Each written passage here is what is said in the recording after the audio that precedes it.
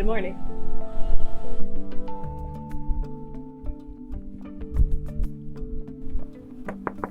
Hey, Sergeant Robinson. Mr. Eddins, you won't believe what happened. What? I haven't seen you in a while. Where you been? I went TDY. Without me? That wasn't my decision, but I found out some new information about our favorite topic. Oh no, robot overlords again. More commonly known as artificial intelligence, but yes. Well, so where did you go?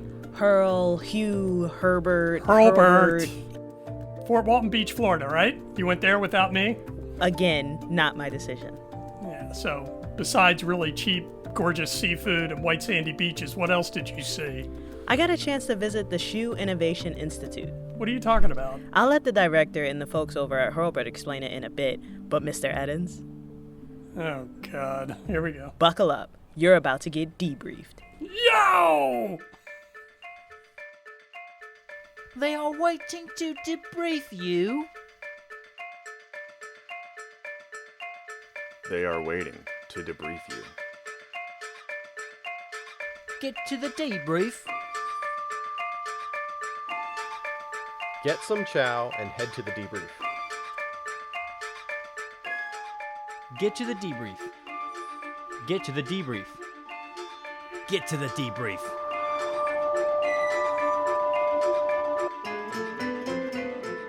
Get to the debrief. All right, so let's just rewind a little bit. The HSU, the HSU Innovation Institute. So what do they have to do with the Air Force? While we were down there, we actually got to interview the AFSOC commander, Lieutenant General Jim Slife. I'll let him explain it a bit for you. The HSU Innovation Institute, that's an interesting one. That's locally at Hurlburt Field.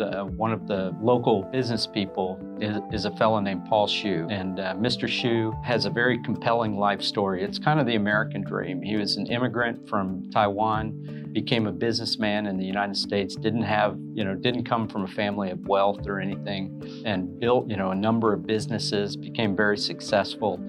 And he wants to give back to the country that adopted him, the United States. And so one of the ways that he's done that is by founding this Innovation Institute, and we've engaged in a partnership with him where our airmen are allowed to go to this facility that's not too far away from Hurlburt, and they learn about things like coding and drones and AI, and they have this space, additive manufacturing, 3D printing, that type of thing. And airmen can go over there, learn these skills, and essentially solve problems that they may be dealing with in their own workplace. And so, an airman says, I've got this problem in my squadron and I want to be able to solve it. And we have some experts over at the HSU Institute that can help airmen learn the skills needed to go solve the problem inside their squadron. So, it essentially is an empowering tool for our airmen to use modern technologies to solve their own problems. It's a really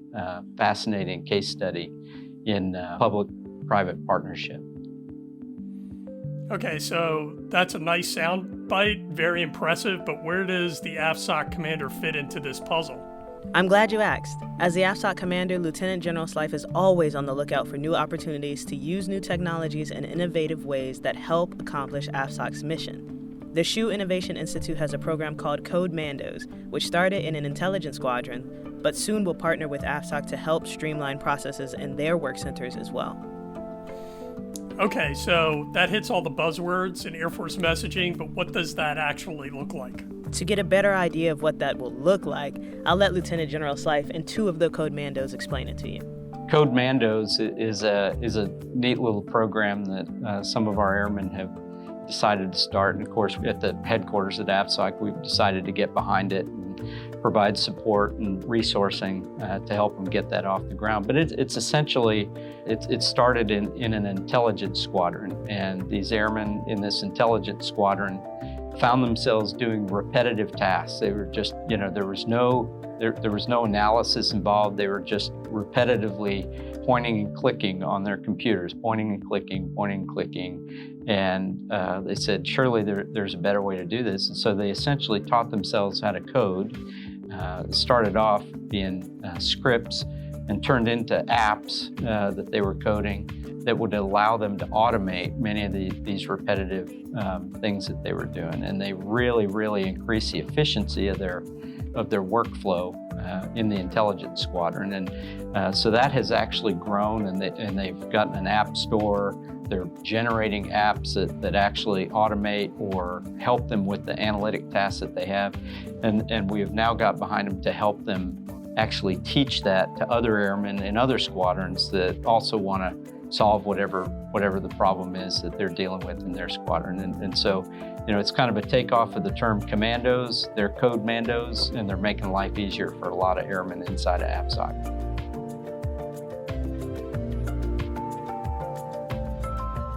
Hi, my name is Greg Jewell.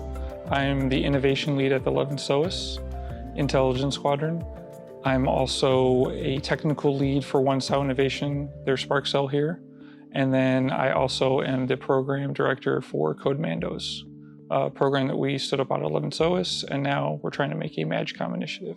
I was doing processes and tasks that were repeatable, took a long time, and I said, there's got to be a better way. Well, I also happen to have a coding background. I have a computer science background, and I said, well, why don't I just make it myself? So I made this application, and a lot of people started using it. And then finally, I made another application, and it just continued like that, where I started bridging those gaps between our pain points. And finally, my commander said, okay, you're going to do this full time. And as I started building more and more applications, I realized I needed help. And who better to pull from but than airmen who know the mission really well. The advantage of having somebody who knows the mission really well is you cut a lot of that development time down, where traditionally, if I wanted to make an application, I would have to go find an outside vendor. They'd have to have the right clearances. They'd have to do a lot of user interviews. Airman already knows all those things, already has all the clearances, so I can just teach them how to code, and then we can start developing apps literally within a day. I have a Staff Sergeant, Peoples. He was one of our first CODEMANDOs.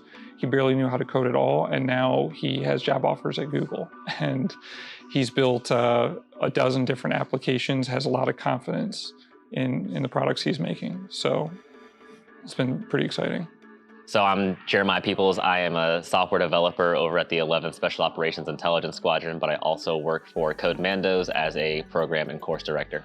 Greg, the founder of CODEMANDOS, brought me in and taught me how to program, and 2 or 3 years later, I was exiting the military, and I wanted to make sure that I wasn't a unicorn and that our operations at the 11th SOAS could be replicated across the 1 SAO and hopefully the Air Force.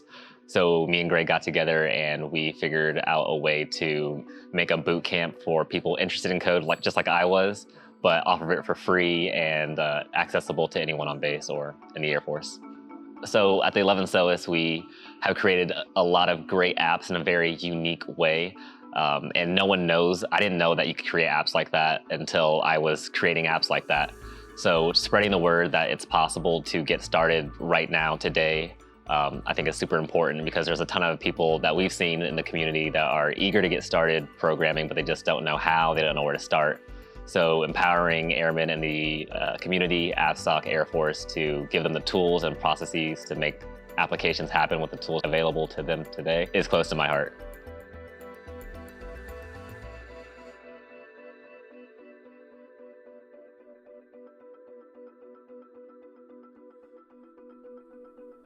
So I understand their purpose is to streamline the processes, but they work on super secret computers and they have all these complicated protocols.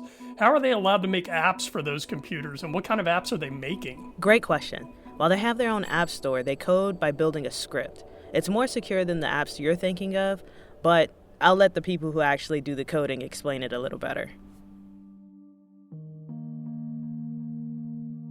I'll give you an example of our largest application. It's called Jeffrey. Basically what it does is it automates taking data and information and displaying it on a map. That process took about 15 minutes. Now it takes less than 5 seconds. Additionally, it QCs or corrects mistakes that people were missing before. So not only is the data coming faster, but it's also coming more accurate and precise.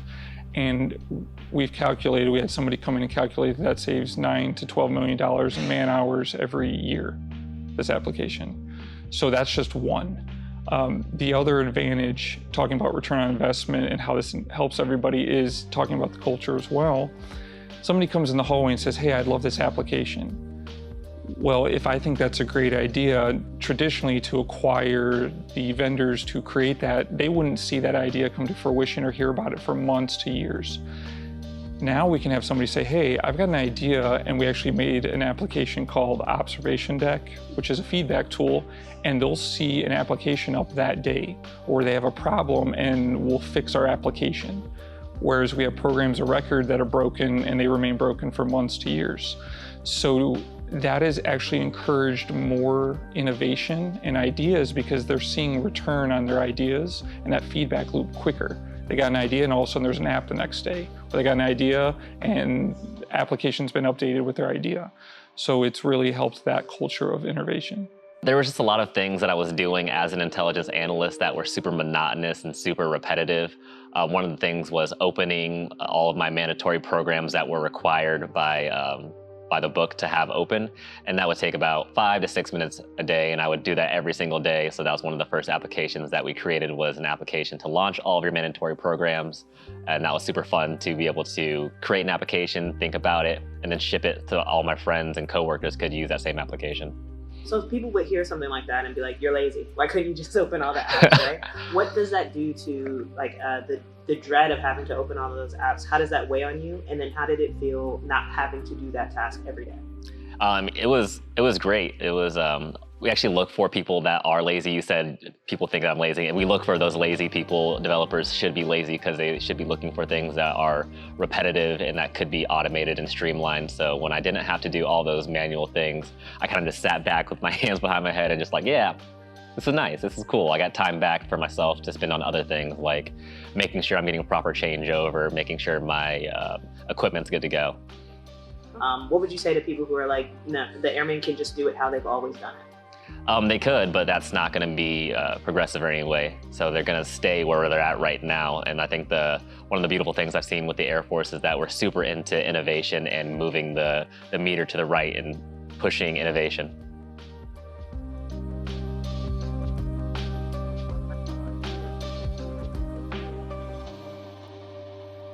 So more time to ensure a proper changeover, one application that saved 12 million in man hours, and the ability to create applications without it getting caught up in a bunch of bureaucratic red tape. I know, Mr. Edens, it brings a tear to my eye as well. It's too bad this is just going to get lost in the sauce at Hurlburt. I mean, you know, this could make a huge difference for the Air Force as a whole. It's closer to being an Air Force-wide thing than you think, Mr. Edens. Let me guess, you'll get Staff Sergeant Peoples and Mr. Jewell to explain it to me again? I'll give you a little more background first. Lieutenant General Slife is a big champion for innovation within AFSOC and heard about the apps and changes CODEMANDOS were able to implement in their squadron. So he actually set up a meeting with them to see what they could do for the rest of AFSOC and what funding and resources they would need to make that happen. So, I mean, it was exciting. Greg and I have been trying to do this thing, but we didn't really know how. So when we heard that General Slife wanted to talk to us, we understood that this is probably our ticket, our key to get the proper backing to figure out how to scale CODEMANDOS to be something great and not just something good for a few people. So I mean, I was a bit nervous, but I mean, I love talking to people, so I was just excited for him to be asking for our audience so that we could just pitch him. And it was an amazing briefing. It was actually supposed to be a briefing, but he said he doesn't like briefs, so we just kind of shut our brief down. We just had a conversation of what do we need, what would we want, and where are we trying to take this organization. How refreshing was it that somebody would be that interested as to where like they don't need the PowerPoint presentation, they don't need all the rigmarole, they just wanted you to explain it and they were engaged? It was amazing, yeah. I can definitely tell that General Slife was on our side. He even told the story about how when he was a young lieutenant, he had to go to so many hoops just to do or change a lever on an aircraft. And he wanted to remove those roadblocks for us in our CODEMANDOS operation. And he told that to his whole entire staff, the top 5. And it was just great to have someone who was that high ranking be like the exact type of innovator that we aspire to be as CODEMANDOS. If they go to codemandos.com, it tells a little bit about what CODEMANDOS is, where we started. It has my information and Staff Sergeant Peoples' contact information. And actually, now that we're a MAGCOM initiative, we're going to be bolstering our course offerings and the curriculum to be available not only on site, but also online. So then anybody who wants to get involved or reach out to us, they can through that way and take some of those courses. Additionally, we're working on fellowships where you could come TDY out here for a week or two, and then you would return with an application, an MVP, which is minimal viable product. So if you contact myself or Staff Sergeant Peoples through the website, email, call, we can have you come out here or get you in the right direction. So, if they're already at a MAGCOM level initiative, the effects of this program must be bigger than just intelligence or spec ops. Like Staff Sergeant People said, they're looking for lazy people so they can teach them coding so they can streamline any kind of process. That could be aggregating data from personnelists or folks in finance or really any AFSC you can think of. Yeah, so, streamlining things makes, the day go faster. It can be beneficial in that way, but what impact is that going to have on a future fight? Future fight?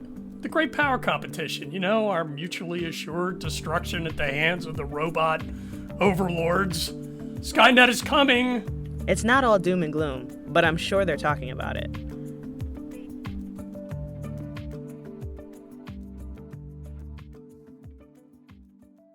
We have had those conversations about our transition of our squadron because we've done the counterintelligence, and now we're doing near-peer mission, right? So me being part of innovation, we're looking 5-10 years out, and what does that look like?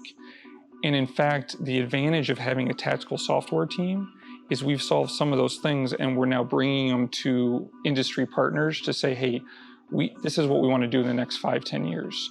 So we've shortened that gap between where we want to be and where we are by being able to code some of those solutions for those individuals. So we are thinking ahead, and in fact, we have an application called Pedestal coming out. So we've been lucky in the past where we had some cell here stateside providing all this information to individuals downrange, and then they created their own products. Well, that's gone away. So now we only have a couple individuals there and a lot of individuals stateside. So we're transitioning to where back here stateside, we get all this intelligence and data, we build a product for them, and then they're able to make very poignant decisions based on that. So with that, now that we have access to more data, we need to be able to run data analytics on that, right? So you need to have more powerful applications and capability to harness all that data. And so that's what we're doing with Pedestal. So I want to give you more poignant information so then you as the analyst can understand that and get away from the menial task of moving that data around. An application can do that now. You can do your job really well. Is that kind of to the point of airman and machine teaming? Yes. Well, the phases of Pedestal we want is right now we've got some AI and the analysts are using that AI to make decisions. Now we want to have that AI and machine learning making those decisions and then based on algorithms, and we just verify those decisions. So then we're together, right? We want the end user not to be able to tell, was it a machine that made this piece of information, or was it an individual who just verified that? And that's what we're moving to.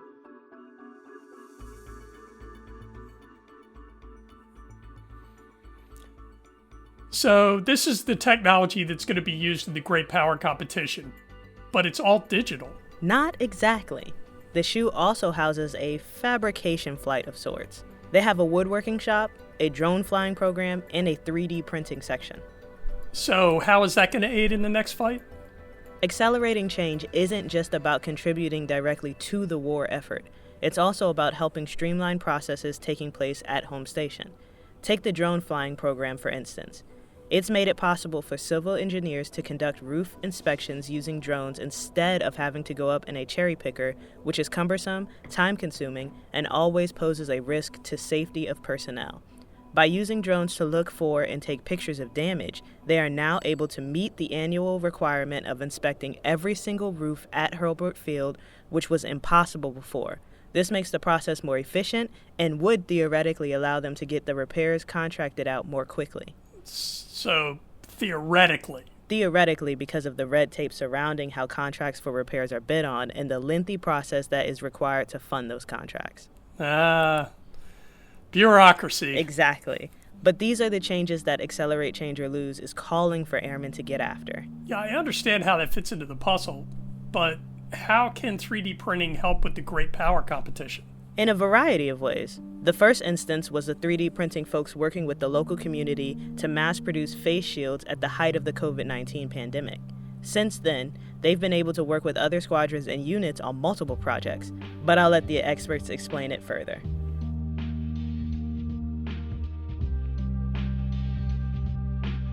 My name is Timothy Simino. I am the Wing Program Manager of Continuous Process Improvement, and I work with the One SAO Innovation Cell to promote innovative processes throughout the wing. So the 3D printing is very, very good at saving resources while doing prototyping, trying things out. It gives us a little bit of wiggle room with trial and error with design work, because rather than making something out of metal, which can take hours and cost materials that are exorbitantly expensive, especially during things like last year's pandemic, we can instead use maybe a few cents worth of plastic in a few hours, where it's all automated and doesn't require an operator to continuously be working with it. And we can produce prototypes for pennies on the dollar. And then once we get that worked out to where, yes, this product is exactly what we need, then we can take it to a machine shop or use our CNC machines or welding and actually make it into the real world. So how was that applicable during the pandemic? So during the pandemic, we had a supply chain shortage for personal protective equipment for medical personnel. At the time, I wasn't with the Innovation Cell, but I volunteered with the SHU Foundation, and we started Okaloosa Fighting COVID, which was an initiative to produce personal protective equipment for local area hospitals. We ended up expanding out from there, and we donated to several hospitals throughout the country as well as abroad. I think in total, we personally produced 6,000 face shields along with 6,000 ear protectors. They were little bands that went behind your head to keep the mask bands from touching your ears. So a total of 12,000 items. We also coordinated our efforts because we had this turned into a full manufacturing kind of warehouse at the time, where we were sanitizing equipment, and we also coordinated with the Maryland Governor's Office to kind of help them expand out and do similar operations with local colleges as well as the Texas Department of Health. So we definitely collaborated with a lot of different agencies, both state, local governments, and it was just a really good use of modern technology to kind of help out during a pretty significantly bad time for a lot of people that were struggling to get that, just due to a lot of traveling and movement being halted at the time. So we talked earlier a little bit about having a safe environment for people to fail forward. And so with that, like, how important was that in creating the face shields? You know what I mean? Being able to scrap an idea and start over, or make a different kind of prototype. Oh, it was completely necessary for us to be able to do that. We were trying to kind of going with CPI, which is reducing waste, reducing errors, and making things as efficient and effective as possible. We went through not only our design work to make sure that we were able to print them quickly, but also print them effectively. 3D printing takes hours and hours and hours. And so we eventually worked it out to where we had a proper design that was not only easy for us to print en masse, but also easy for our team of assemblers to put the face shields together, because we had to buy acrylic that would bend and actually serve as the face piece that is not capable of being 3D printed. So we made the brackets for the plastic that was then cut out. And so kind of searching for the best design that was quick enough to print out, but also comfortable for the wearer, who's going to be wearing it potentially for hours if they're working in an ER during a pandemic. And so going through all those design changes and really fleshing out how to best go about it, I believe we ended up working it out to where we could produce, I believe, 20 face shields at a time, and we timed it just right to where it took 24 hours. So when we were at our peak production, we had, I believe, 9 printers running simultaneously, and we would come by once a day, hit go, and then the next day would come by, take off the print, restart it again, and we had it on a running rotation every 24 hours to produce as many as possible. Yeah, that's amazing. We saw a board over there that had the different prototypes on that board. Yeah. How's that for the kids who are in that room to see that and be able to see the different iterations that you guys had to go through to get a successful and well-used model? So I think for the kids, it really demonstrates just the basic scientific method, going through trial by error, and to kind of demonstrate that, you know, it's not a turnkey operation. There was a lot of work, a lot of people took part in Okaloosa Fighting COVID, and a lot of collaboration. And I think kind of showing that we keep that up there for that purpose, is to show the kids that are coming here to learn STEM concepts that, yes, you can fail, and that's part of the process. You make mistakes, you learn from them, and you improve from that failure, and you keep going until you succeed. So with kids, it might be easier to instill that in there. How do you get through that message through the Airmen? So with Airmen, I think it's more of just the success story that we have within the innovation cell. You know, the drone flying program, our spreader bars that we've made for the fuel cell tanks on CV-22s, all of our successes kind of tell a story. And I think it's really important to not just overshadow and look at the end result, but look at the process that went through to create that end result. Because none of these projects were anything close to easy for us to accomplish. It's always finding out the best way to do something, or dealing with, oh, there's this bureaucratic red tape, or how do we get our way to that end result. The drone program, for example, took, I believe, 18 months to finally get to where we were actually flying drones. And so I think kind of showing that, yes, the process may be lengthy, and yes, it may have some hurdles to go through, but at the end result, the successes at the end make everything worth it. And so to kind of be able to show the airmen that, to show our younger guys that, yes, you can get change, you will have to put in work for it, but at the end of the day, that end success is going to make it worth it. So the fuel spreader, what is that? How did that come about? So that came about via it was 2 deployed airmen from the fuel cell shop, and they had this issue where the fuel tanks would be damaged internally. There was no mechanism in place to perform a repair action on them, and so they had to scrap these $50,000 fuel tanks. And it wasn't so much the monetary aspect, it was the fact that they were in a deployed environment, and with getting things out there, it would cause them to lose hours and days of sortie hours because they were waiting on a new part to come in. So they fabricated with kind of just scrounged parts, this expanding bar that was able to apply pressure, allowing them to put in a patch at the top of this fuel cell tank so that they could do a repair action rather than simply throwing it away. So for them, I don't think it was so much the airmen in the desert who were deployed. I don't think it was so much the monetary value that was their motivation. It was the fact they wanted to get the plane back in the air. When they got back to the States, then it became a matter of the monetary value, and that's why they submitted the idea, I believe, for 2019 Spark tank. So they submitted the idea, and I don't believe they got first, but they got a green light anyways to proceed with it. And so AFRL assisted our innovation cell to make a 3D printed prototype, and then we got a manufacturer to start making them. And every time that tool is used, it saves the Air Force approximately $50,000.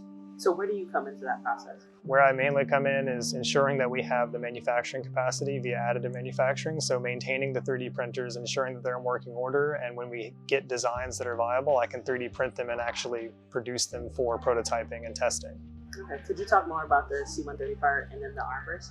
Sure. So the C-130 bracket is related to an armored, I'm not going to say a defect, however, the AC-130J armor in the flight deck oftentimes gets kicked forward during flight, and it will rip the yoke boot out. The yoke is what the pilot uses to steer the aircraft. The problem with that yoke being ripped out is that it leaves a FOD hazard where pieces of metal or other foreign objects can fall down into that cavity where your flight controls are, which, as you can imagine, if there's linkages and stuff you don't want to be impeded by a foreign object in there, you really don't want it getting in there. So every time that yoke boot gets ripped, the yoke boot itself is only $100, but the inspection that follows it is usually 6 to 12 hours. So by preventing that armor from sliding forward and ripping the yoke boot out, we save not only $100 per yoke boot, but we also save around 6 to 12 hours every instance that it occurs. And based on the tracking we got from just the 73rd AMU here at Herbert Field, they were losing about 1 to 2 yoke boots per month. And even then, that problem is not just specific to Herbert Field. That problem exists on every C-130. Going through the 3D printing process. So initially, the airmen took measurements of the yoke boot to figure out what size the bracket needed to be to fit there, the best shape for it. He gave me those dimensions. I converted it into a 3D image via CAD software. We took that, we 3D printed it, brought it out to the aircraft, made sure that it fit and made sure that it served its purpose and actually prevented the armor from moving forward. Once we got a design in the 3D printing sphere kind of established, so we went through, I believe, 4 different iterations of it with 3D printing. Once we got the final version kind of fleshed out, we brought it to the metals tech shop at Herbert Field and had to manufacture it with aircraft grade aluminum so it's safe for flight. And they were able to give us a cost estimate of about $36 for the entire fleet. So for $36 for the entire fleet at Herbert Field of C-130s, we were able to stop all of this. I know that that's exciting, but is it kind of infuriating too to know that this could have been done so long ago?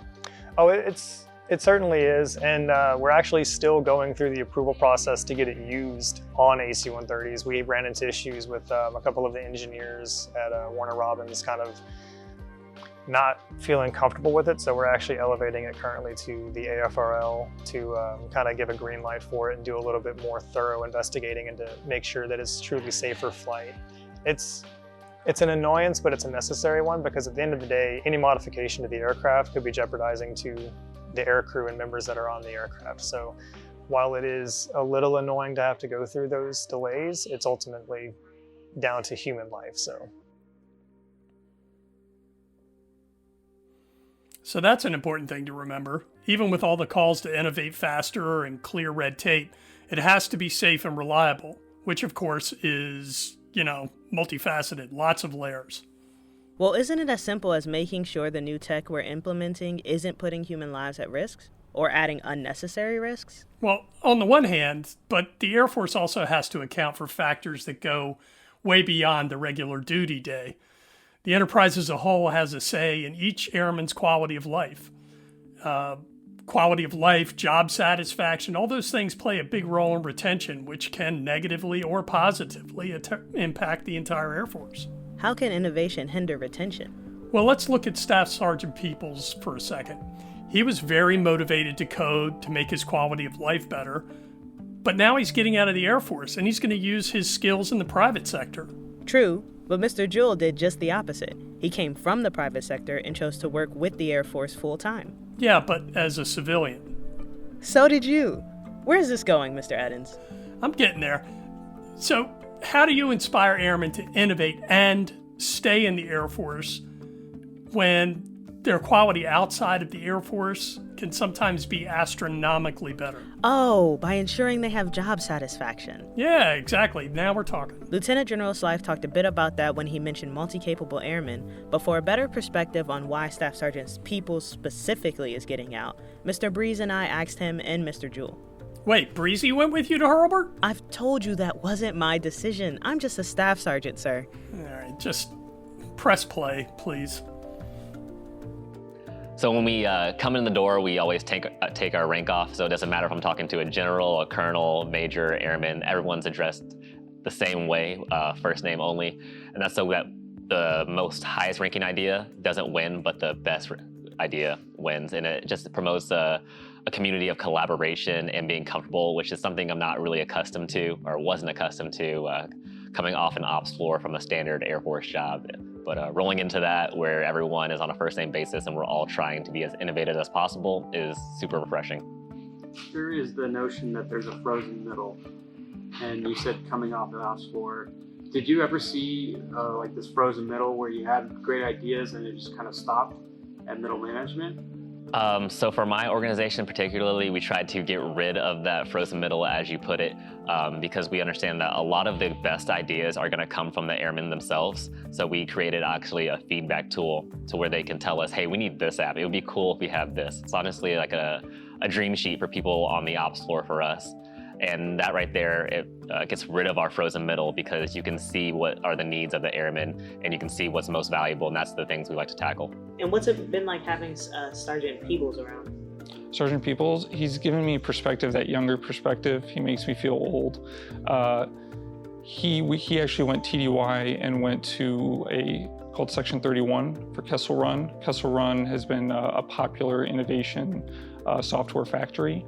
And he came back and taught me a couple things because now he knows agile development and all those industry methods and practices. So he's been instrumental in kind of keeping me aligned and actually speeding up development because we're able to track and do things that I hadn't even thought of before. If I could ask like a little off-topic thing. Sure. What does that say about like Air Force retention? That he would be able to do whatever he wants to do kind of in this job, but choose to go work. That is a soapbox issue for me where I think it's tough to hold talent where they're making triple, triple, quadruple what they would make here. So you need other incentives. I think it has helped him enjoy and appreciate the military more because he's seen kind of that coding side and been able to branch out. I think if I would have got him earlier in his career, he might have stayed in if he had this opportunity earlier. But yeah, we definitely need to give every airman, whether it be coding or something else, opportunities to grow. Because once it becomes a financial issue, it's more autonomy and that sense of purpose.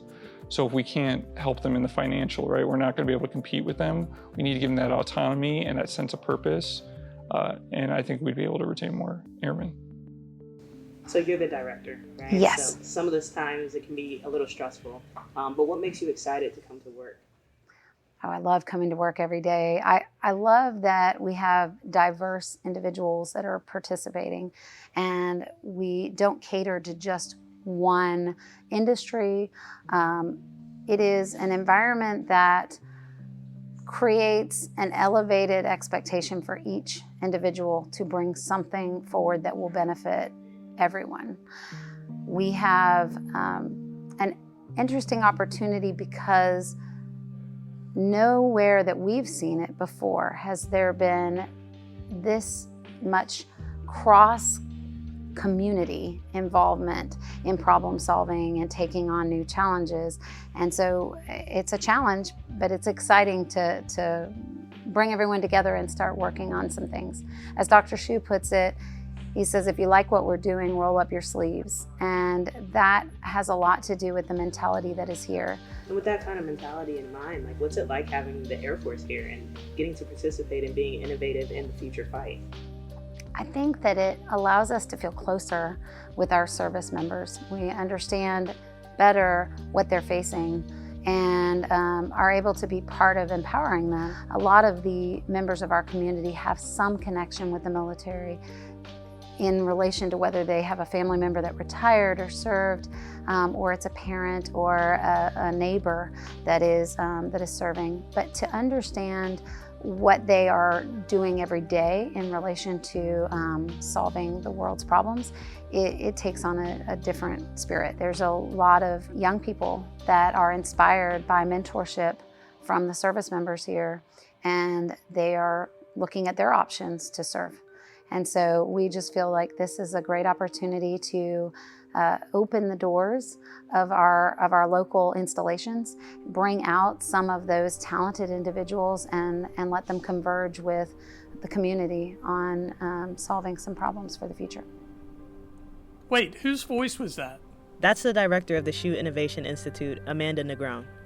When we interviewed her, you could really get a sense that even though her job was stressful and sometimes chaotic, she really enjoys the work. That must be nice. Be careful, Mr. Edens, your cynicism is showing. Yeah, that comes with the gray beard. But, honestly, I think airmen join the Air Force for a myriad of reasons, but they really only leave before retirement for 3 really good ones. Oh? What are those reasons? So I think that a lot of airmen have the feeling that no one truly cares about them. And secondly, I think that, they want greater opportunities to grow. And then the third reason is by far the most important, that they need to have the ability to cut and run when the robot overlords decide to make their move. Someone please cut the recording off.